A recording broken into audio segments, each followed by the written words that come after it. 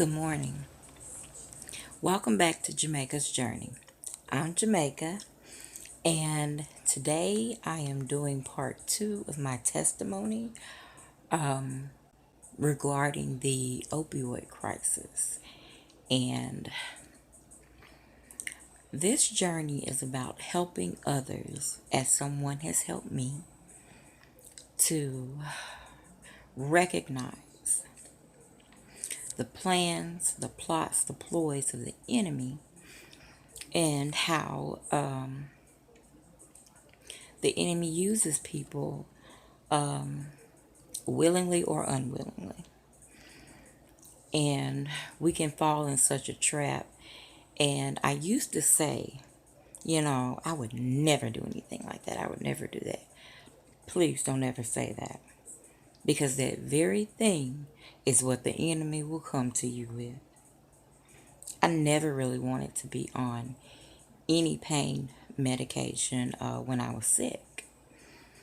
But after a while, you hear them repetitively tell you you're not going to live, and you got to be on this medication for the rest of your life. Not so. My last doctor's appointment, my insurance does a checkup like every 6 months at the healthcare place.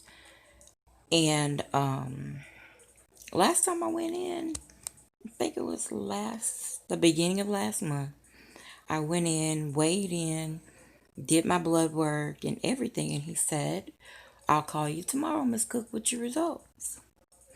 Now, mind you, these people really don't get up and open up and answer phones until 9 o'clock. He called me at 8 a.m. to tell me that all of my blood work was completely clear. I had lost 30 pounds. My A1C, and for those that don't know, your A1C is how they tell what your blood sugars have been running for the past 3 to 6 months. So they can tell whether you've been taking your medication or not.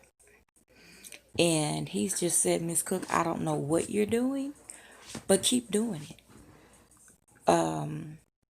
Every time I see someone now, it's like they see a ghost. It's like, okay, what did she do?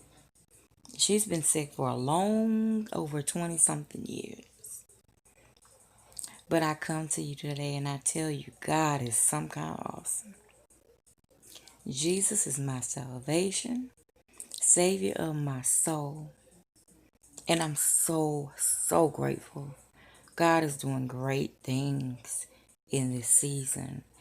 And I just want to be a help to you all that have been told you won't live, and this is going to kill you, and that's going to kill you. And then they go and put you on all these crazy medications that have all the crazy side effects. And a lot of people don't know that's how doctors get their kickbacks. Excuse me. As long as they keep referring you to specialists, keep writing prescriptions,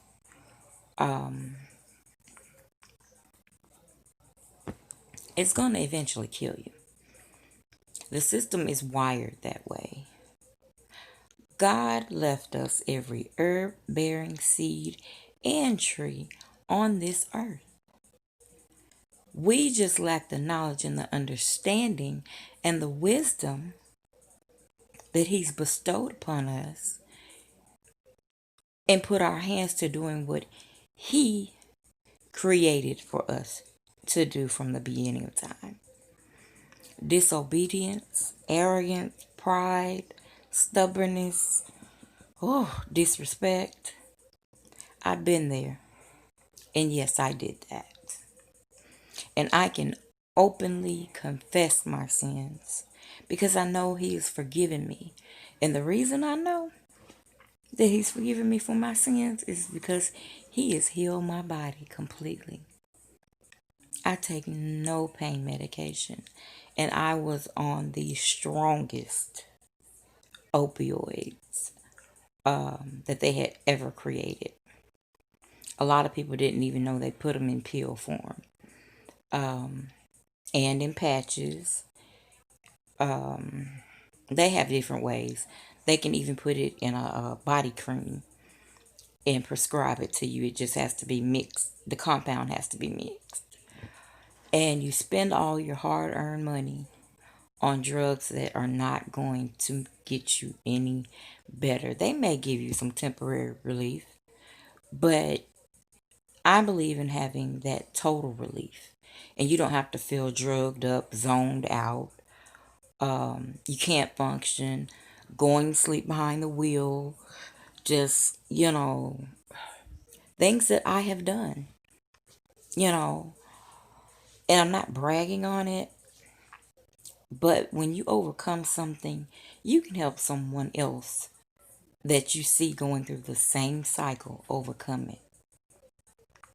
But they've got to want it for themselves just as much as you want it for them. It's very important when you're helping someone to ask them, do you want to live or do you want to die? Because you have to have a made up mind about your life and what you're going to do with it.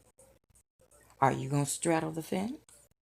Or are you going to stay on that straight and narrow road and follow God's commandments and His teachings and every precept that He has spoken out of His mouth? I know a lot of people used to be like, oh, well, it don't take all that. Yeah, baby, it does. Ain't no downtime. You got to be on guard. You got to be ready, especially going into these hospitals and with these specialists that they call in to come do more tests and do more tests and to do more tests. I can't even keep count of how many surgeries I've had over 25 years. And the last one almost killed me. I got a terrible infection in my body. I was in so much pain, even the high dose opioids could not relieve my pain. And I was diagnosed with dermatomyositis and lupus. And then being on steroids for so long, that induced problems. It tears up your bones, it decays your teeth, it messes up your skin.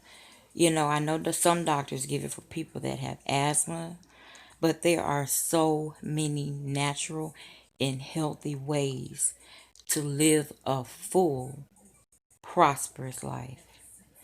And God get all the glory out of it. I tell people still and I will for the rest of my days until He come get me. It's nobody but Jesus. It's nobody but Jesus. Man didn't set me free. Man did not want to let me off of drugs. Now I made up in my mind that I was going to be free. I stopped letting them tell me what to do. And I started telling them, this is what I am doing. And I'm healing. I'm healing day by day by day by day. From Percocet, Loratab, 800 milligram ibuprofen, all kinds of NSAIDs, muscle relaxers, psych medication, fentanyl, Demerol, Dilaudid. I can run the whole list down for you off the top of my head. Had all of them. They tore my stomach up. Could not eat. And I would get bad yeast infections in my throat. And when I would try to eat, it would always come back up because my food wasn't going down. And I ended up losing all my teeth in my mouth because of the steroids for so long. They really do decay your bones. And if you have all your teeth in your mouth still, please take care of them. Don't use fluoride toothpaste. Don't use faucet water. Always keep you a bottle of water in your restroom when you're brushing your teeth. You know, we have to be very, very careful of how we take care of our temples. It's very important. But like I said, the opioid crisis, it's getting worse now. At first, it was them overprescribing. Now they're making people jump through hoops to get it.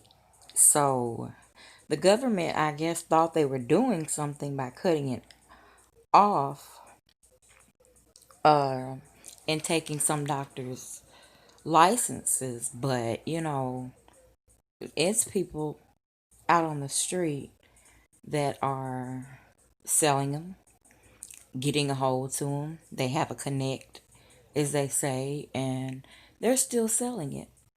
They're still selling it. People are still buying it, and it's still killing people. And then when it's mixed with crack cocaine, heroin,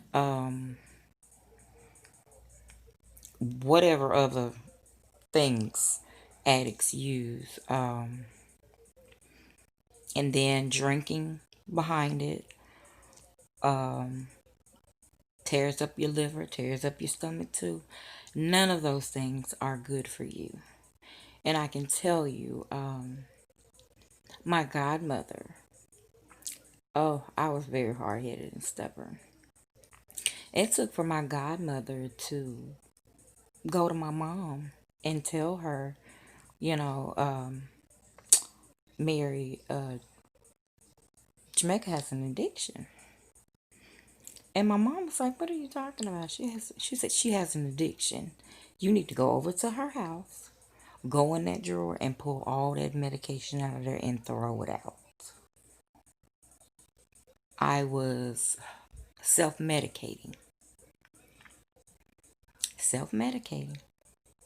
And I would self-medicate myself to the point to where, I don't know if I mentioned it in the first video or not, where my daughter got so to where she did not want to be at home with me. But even though she stayed, because it was days and nights I would get up just sick at my stomach. I'd be done thrown up all over the house and everything. And she got up, no complaining or nothing. And she just said, "Mama, I got it."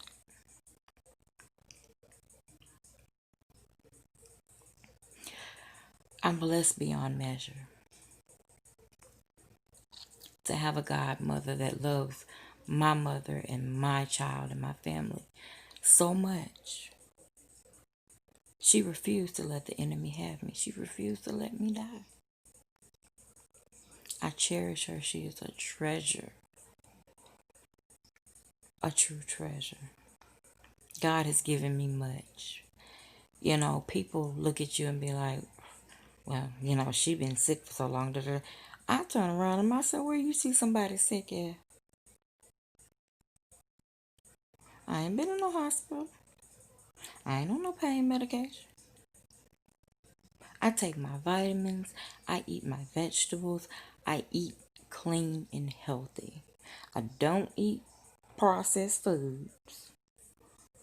Drink plenty of water. Get you some sun." I hate when they tell people if you have certain autoimmune or skin diseases, you can't be out in the sun. The sun is some of the best energy you can get in a day. I know it's hot outside, especially here where I live. Um, but 10 minutes a day, walk to your mailbox. Walk, you know, if you stay in an apartment complex, just make one round and go back in the house. Um, because I've even got used to loving to be outside. I used to hate being outside. That wasn't my cup of tea. But now I don't have a problem with it. I enjoy it. I enjoy being out in our garden, getting my hands in the dirt, and my joy is full. My joy is full. My spirit is happy. My mind is focused on God.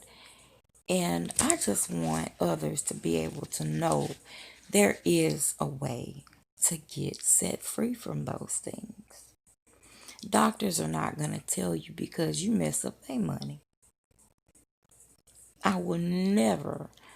I used to go to the doctor like every week, every other day, constantly. They made a lot of money off me in a lot of years. And then it got to the point where they were like, well, we just can't figure out, what's going on. We don't know what you're doing, what you're not doing, because all your medicine is in your system, but your body's acting crazy. So here comes diabetes and gastroparesis and GERD, and then it led to rheumatoid arthritis, scoliosis in my spine. Just I would get infections very easily. And instead of me going and researching about like low iron, things to look at and how to use home remedies, everything right out of the backyard, for healing for every area of your body, your hair, your skin, your teeth, your gums. God really did leave a legacy for us. He left us an inheritance. When Jesus ascended up to sit at the right hand of the Father, he left us an inheritance. And in this world that we're living in today, we have to be prepared to take back everything. And I do mean everything that the enemy has stole. We got to call it back. He got to let it go loose and spit it out. And he got to flee. God is good. I don't want to stay on here too long because I am kind of tired. But I was up praying this morning and I've been wanting to put up another video. But I had some family things going on. But all is well. And share. Like, share, subscribe. There is so much more to come. I am doing my best to where I can be on here at least 2 days out of the week, at least. Because there's a lot of wonderful things going on in my life right now, and I'm trying to balance everything, but I'm eternally grateful. I just want to say, this is for the downtrodden. Feel like you're alone. Feel like you ain't got nobody. I can describe it. I felt like I was drowning. I felt like I was drowning. And I was just pulling my loved ones down even more. I was destroying their lives. And I went and I repented. I repented to God first. And I went to each one of them and I repented. And I asked them, could you just be a little bit more patient with me? I'm going to get better. I'm going to come all the way back to myself. And now people that had only known me for being sick, when they see me, they're like, what happened? What did you do so different? You look different. You walk different. You're up. You're out more. You're doing this. You're doing that. I said, I can't do nothing without Jesus. Nothing. He's awesome. I call him Awesome Sauce.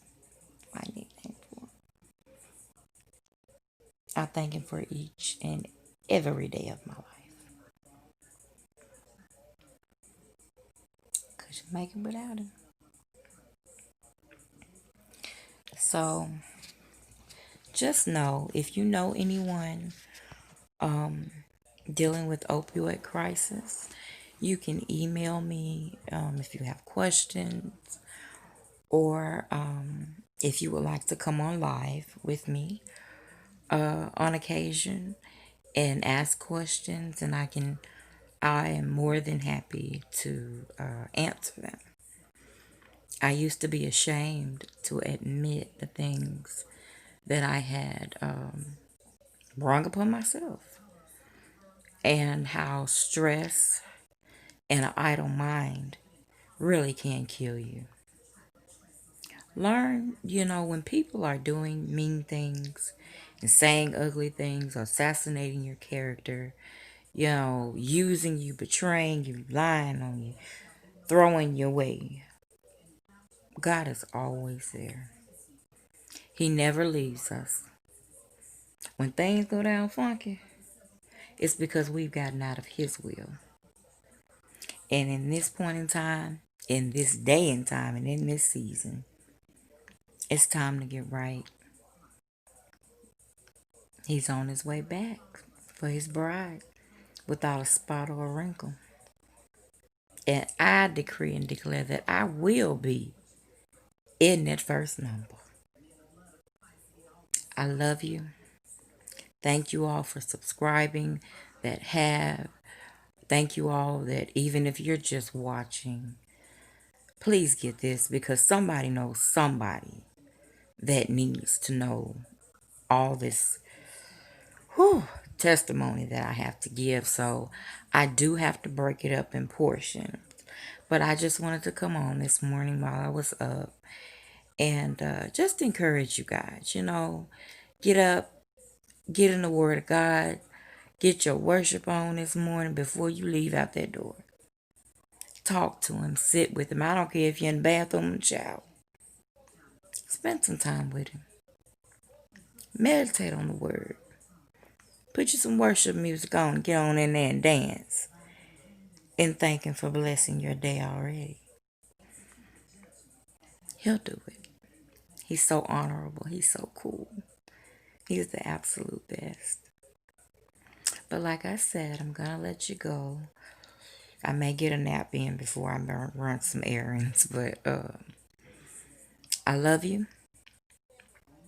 Peace and blessings. And I'll see you later. Bye-bye.